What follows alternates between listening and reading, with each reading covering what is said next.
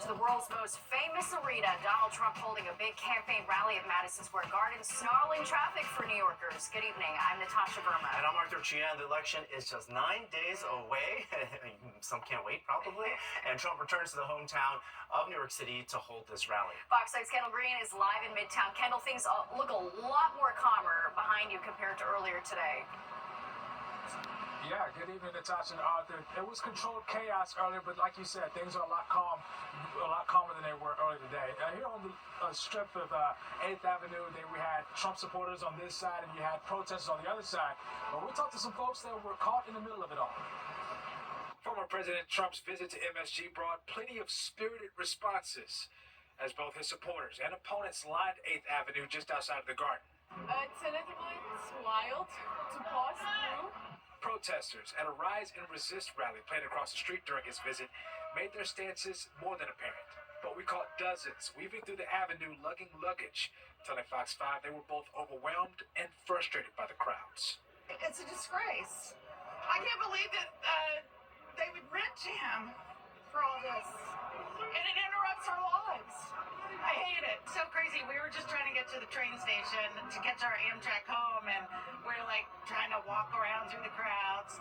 It's a little bit overwhelming, maybe. I had no idea this was happening. It's just insane. But for this family visiting New York City from overseas, in some ways they admired the passion inspired by American politics. It's a great experience being there and seeing everyone really, motivated by politics and things. So actually we've enjoyed dragging our suitcases through the crowds and hearing both sides of the argument here. Completely wild. Politics doesn't ever get this big where we are. You wouldn't have huge rallies and things like this. So it's just absolutely insane. As those in the city who are accustomed to living in controlled chaos, with a consequential election looming, well, I think it's all worthwhile, right? This is election, and we have to see this. It's important that the people are talking.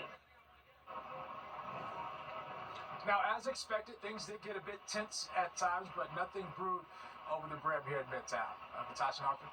All right, Kendall, thank you so much. And Vice President Kamala Harris is getting ready for what her campaign is calling her closing argument. It'll be on Tuesday in the same place that Trump spoke on January 6th before his supporters stormed the Capitol.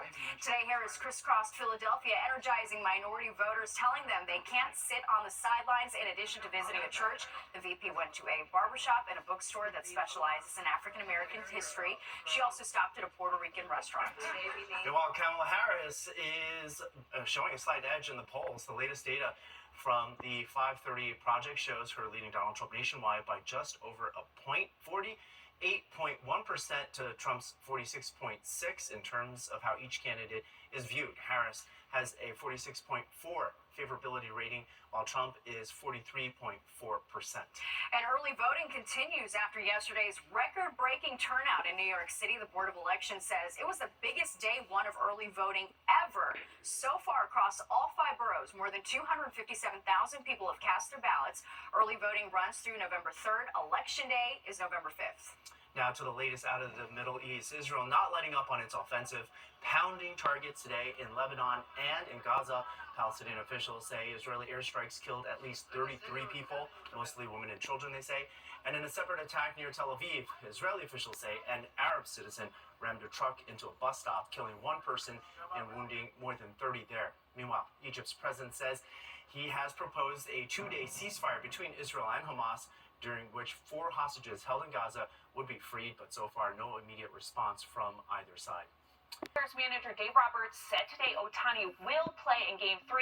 Now, each of the last 2 times the Yankees were down 0-2 in a World Series, they won in 1996 against the Braves and 1978 against the Dodgers. New York went on to win 4 straight games.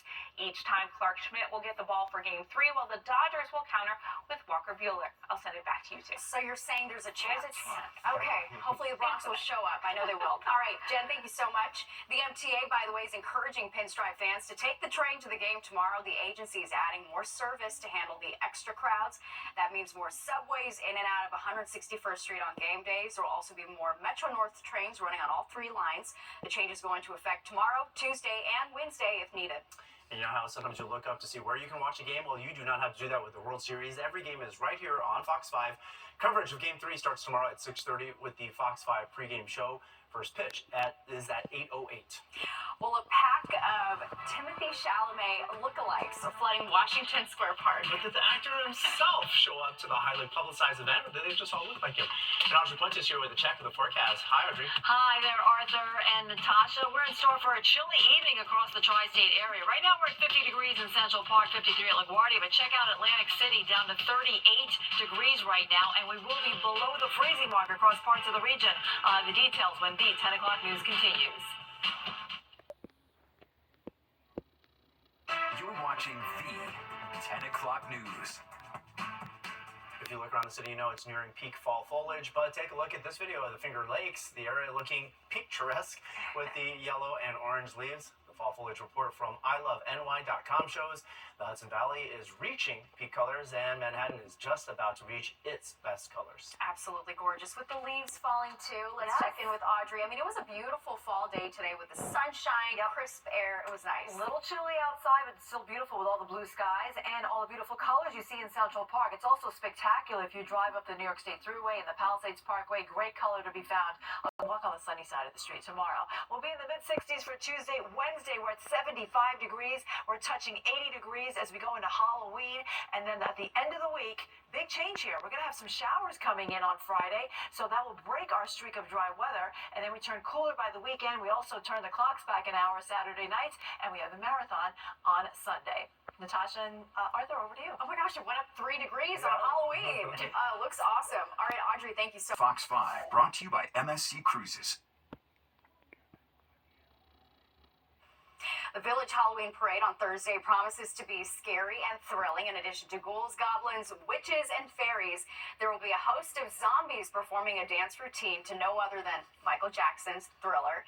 The performers are getting a last-minute rehearsal in today. The 51st annual parade starts at 7 p.m. on Thursday at King Street, then heads up 6th Ave to 15th Street. Speaking about performances, Lincoln Center opened its doors for an open house brimming with creativity, community, and inspiring live performances today.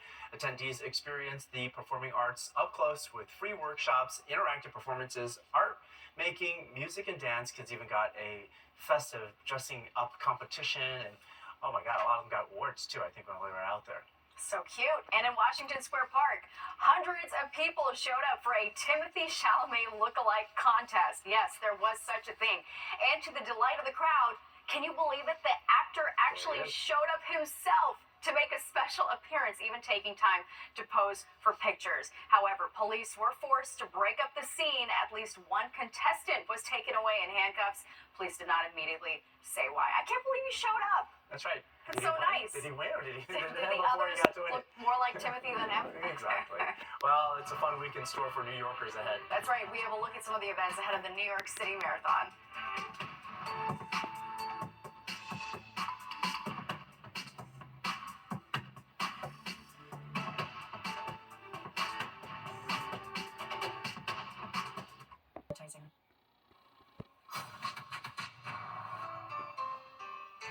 Time now for our look ahead at some stories happening this week. That's right. The TCS New York City Marathon celebrating with events all week. Tomorrow, New York Roadrunners is holding a shoe giveaway. They'll be handing out 400 pairs of New Balance shoes to elementary and middle school kids. And Thursday through Saturday, the Marathon Expo is going to be held at the Javits Center. The New York City Marathon starts at 7 a.m. on Sunday.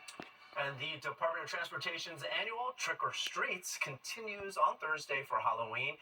Now, in its third year, it allows kids and families to enjoy Halloween activities without having to worry about vehicles on the roads. For more information, head on over to nyc.gov/trick-or-streets. And Diwali, the Hindu festival of lights, starts on Thursday. The holiday is celebrated by millions of people all over the world and is traditionally held in the fall. It comes from the Sanskrit word meaning row of lights, meant to illuminate the world and eliminate darkness. We could use that. Well, the 10 o'clock news continues on the other side of the screen. But first, a look at what you need to know about tomorrow's commute. It's time.